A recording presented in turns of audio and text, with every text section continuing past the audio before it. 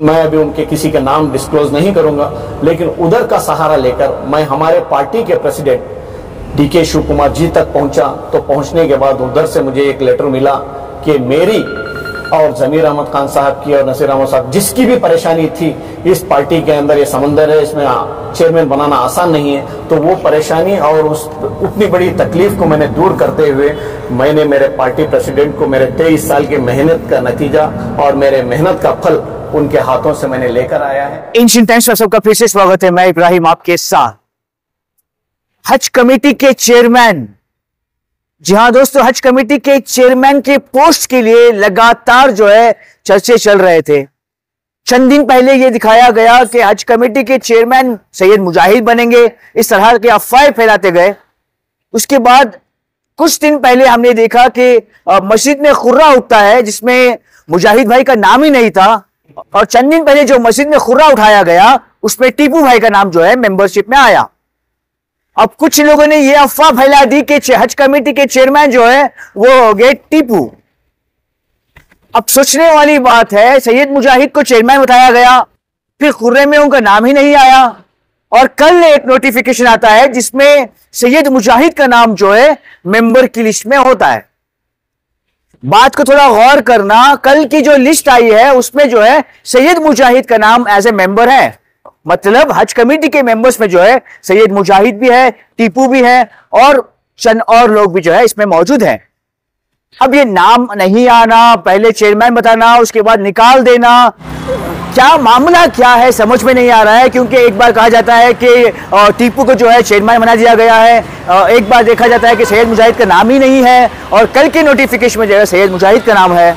अब इन तमाम बातों का खुलासा जो है आज हम करेंगे। हम पहुंचे हैं और सैयद मुजाहिद के घर के पास, हम उनसे बात करेंगे और जानेंगे कि इन तमाम ये जो खुलासा बात है कि खुर्रे में आपका नाम नहीं आया, फिर नोटिफिकेशन में आपका नाम आया, इन सब बातों का जो है आज हम खुलासा करेंगे। आइए बात करते हैं और देखते हैं इनका क्या कहना है। सर, चंद दिन पहले जो मस्जिद में खुर्रा उठाया था हज कमेटी के मेंबर्स के लिए, उसमें हमने देखा कि टीपू का जो है नाम आया था, और उसके बाद अचानक से रूमर्स ये फैला दिए गए कि टीपू को जो है हज कमेटी का चेयरमैन बना दिया गया।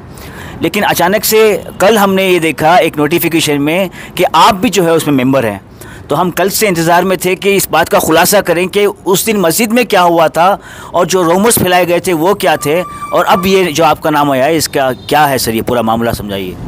अस्सलाम वालेकुम रहमतुल्लाहि वबरकातुहू। सबसे पहले मैं हज कमेटी के जितने भी मेंबर्स बने हैं और उलमा इकराम भी हैं उसके अंदर 3, उनका सबका तहे दिल से शुक्रिया अदा करता हूं, और उनसे ये उम्मीद भी करता हूं कि आप लोग और आपके साथ मैं भी मिलकर एक बहुत उम्दा तरीक़े से एक हाजियों की खिदमत करेंगे इंशाअल्लाह। ये उम्मीद ज़ाहिर करते हुए मैं आप लोगों से एक अपील भी करता हूँ कि कुछ दिन पहले जो हज कमेटी के मेंबरशिप के लिए हमारे यजमान के पास, ज़मीर भाई के पास ये कोर्ट होने की वजह से वो 2 लोग हम उनके पास थे, तो उन्होंने वो डिसाइड नहीं कर पाए, तो उसलिए उन्होंने मस्जिद को भेजे थे खुर्रा डालने के लिए। उसके अंदर टीपू का नाम आया, तो मैंने उनको मुबारकबाद देकर मैंने निकल गया। तो उसके बाद मैं मायूस रहा 3-4 दिन। तो ऊपर वाले की तरफ से एक उम्मीद की किरण मेरे नज़रों के सामने आई। तो वैसे ही 4 दिन बाद हमारे यजमान ज़मीर अहमद खान साहब और नसीर अहमद खान साहब आपस में बात कर तो शकील नवाज़ साहब के हाथों से उन्होंने एक मैसेज देकर भेजे हमारे यजमान ने कि नसीर अहमद साहब से बात होकर है, नसीर अहमद साहब ने मेंबर बनाने के लिए मुजाहिद को राज़ी हो गए हैं, उनकी तरफ से मुजाहिद को जाकर मिलो बोलकर उन्होंने बोलने से मैंने फ़ौरन गया। फ़ौरन जैसे गया कि जैसे ही गया तो नसीर अहमद साहब मुझे मिल गए। तो मिलने के बाद उन्होंने कहा कि भाई मेरी मेंबरशिप से आपको मैं बनाऊंगा, और इंशाअल्लाह हज कमेटी के अंदर आप भी इन्वॉल्व हो जाओगे। अगरचे हो भी गए तो आप कौम की खिदमत अच्छे से करना और हाजियों की खिदमत भी करना, और मेरे नाम को कोई दाग नहीं आना है बोलकर उन्होंने एक नसीहत की है। मैं अल्हम्दुलिल्लाह बोलकर मैंने आया। तो उसके साथ साथ उस टाइम पर जब मस्जिद को भेजे मुझे और टीपू भाई को, उस टाइम पर हमारे यजमान ने, ज़मीर भाई ने एक बात उन्होंने ये कह दिए थे कि उस बात को मैं आसानी से नहीं लिया। मैं उस बात के पीछे गौर व फिक्र करता रहा और उसके पीछे जी तोड़ कोशिश और मेहनत लगाता रहा।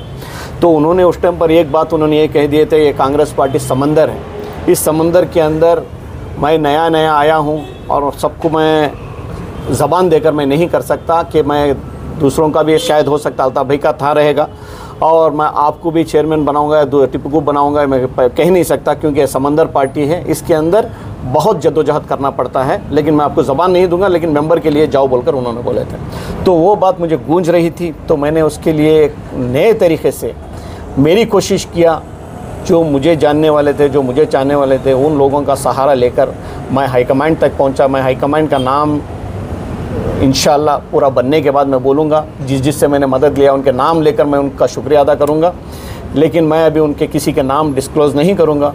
लेकिन उधर का सहारा लेकर मैं हमारे पार्टी के प्रेसिडेंट DK शिव कुमार जी तक पहुँचा। तो पहुँचने के बाद उधर से मुझे एक लेटर मिला कि मेरी और ज़मीर अहमद खान साहब की और नसीर अहमद साहब, जिसकी भी परेशानी थी, इस पार्टी के अंदर ये समंदर है, इसमें चेयरमैन बनाना आसान नहीं है, तो वो परेशानी और उस उतनी बड़ी तकलीफ़ को मैंने दूर करते हुए मैंने मेरे पार्टी प्रेसिडेंट को मेरे 23 साल की मेहनत का नतीजा और मेरे मेहनत का फल उनके हाथों से मैंने लेकर आया है। हमारे पार्टी प्रेसिडेंट ने मेरी मेहनत को ज़ाया नहीं किया है। 23 साल की मेहनत को उन्होंने उनकी नज़र से देखकर उन्होंने मुझे पार्टी से डायरेक्ट हज कमेटी का चेयरमैन बनाओ बोलकर उन्होंने ऑर्डर कर दिए हैं। लेकिन ये ऑर्डर्स के ज़रिए से, जैसे कांग्रेस पार्टी के लोग जितने भी MLAs MPs हैं जो हाईकमांड का फ़ैसला फाइनल फ़ैसला समझते हैं, जैसे कि विजय माकन साहब को परसों राज्यसभा मेंबर के लिए वोटिंग किए सिर्फ उनके एक इशारे पर, क्योंकि विजय माकन साहब को इधर कोई नहीं जानता था, कर्नाटक वाला।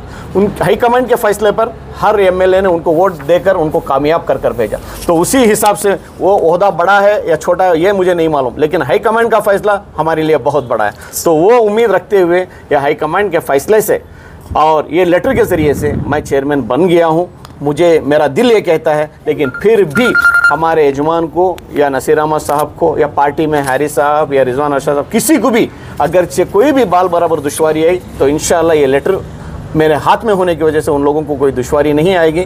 हो सकता है जैसे ये लेटर उन लोगों को भी पहुंचा दिया हूं मैं, हो सकता है 1-2 दिन के अंदर ये मेरा फ़ैसला होएगा। और मेंबरों से भी मैं गुजारिश करता हूं, मुझे सुनने में आया कि भाई वोटों के लिए आप लोगों के पास अप्रोच कर रहे हैं, मुझे नहीं लगता कि सर 1 मिनट सर, अभी आप बोल रहे हैं हाईकमांड से ऑर्डर आ गया है, ऑर्डर आने के बाद फिर क्या इलेक्शन होगा या डायरेक्ट अपॉइंट करेंगे सर?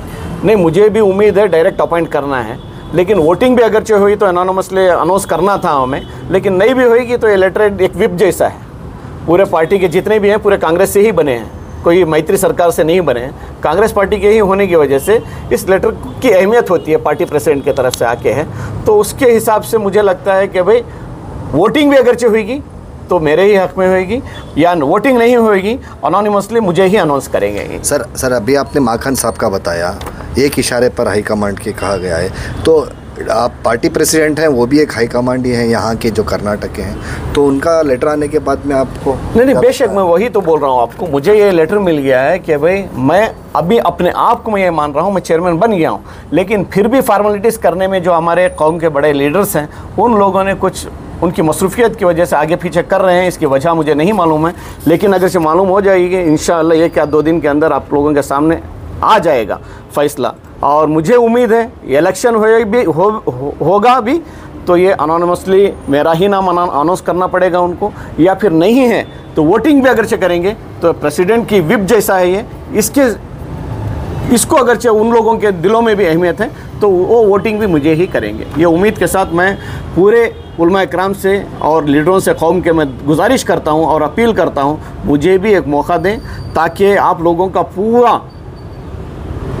पूरी जिम्मेदारी मैं निभा कर आया हूं, क्योंकि आप लोगों के ऊपर उतनी बड़ी बोझ नहीं रहेगा करने के लिए। समंदर जैसे पार्टी के अंदर मैंने छलांग लगाकर मेरी मेहनत का मैंने मौजा लेकर आया है, आप लोगों को भी आगे बढ़कर मुझे साथ देना चाहिए। और वो 3 जो उलमा इकराम हैं, एक शिया के हैं, एक हमारे ज़ैनुल अब्दीन साहब हैं और एक तंगल साहब के हैं, उन लोगों से गुजारिश करता हूं, बाकी तो छोड़िए सियासी लोग हैं, हो सकता है मेरे लिए भी करेंगे या दूसरों के लिए भी करेंगे, लेकिन आप लोगों से गुजारिश करता हूं क्योंकि आपने मेंबरों से अल्लाह के रसूल के सदा बुलंद करते हैं, तो आपसे मैं गुजारिश करता हूँ आपका वोट अल्लाह के रसूल की गवाही में होना चाहिए और सही लोगों के लिए होना चाहिए। शुक्रिया, खुदा हाफिज़।